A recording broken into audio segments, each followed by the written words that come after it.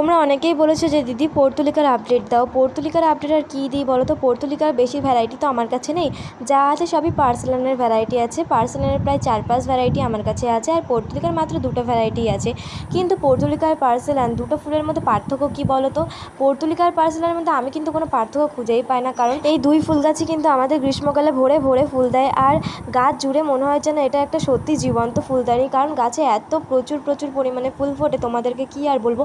যাদের বাড়িতে এই গাছগুলো আছে তারাই শুধুমাত্র জানে যে এই গাছগুলো কত পরিমাণে ফুল দিতে পারে। আর আজকে আমি তোমাদের জন্য ছাদে এসে এই পর্তুলিকার ভিডিওটাই নিচ্ছিলাম, আর পর্তুলিকার এই ভিডিওটা নিতে নিতে হঠাৎ করে পর্তুলিকার একটা টবের মধ্যে দেখি একটা ছোট্ট গোলাপি রঙের লিলি ফুল ফুটে আছে, আর ওটা দেখে আমি সত্যি অবাক হয়ে গেছি, কারণ গাছে তো কড়িও হয়েছিল না, কড়িটা আমি দেখতে পাইনি। এখন যখনই দেখছি তখন দেখি ফুলটা পুরো ফুটেই আছে, আর গোলাপি ফুলের সঙ্গে এটা একেবারে মিশিয়েছিল।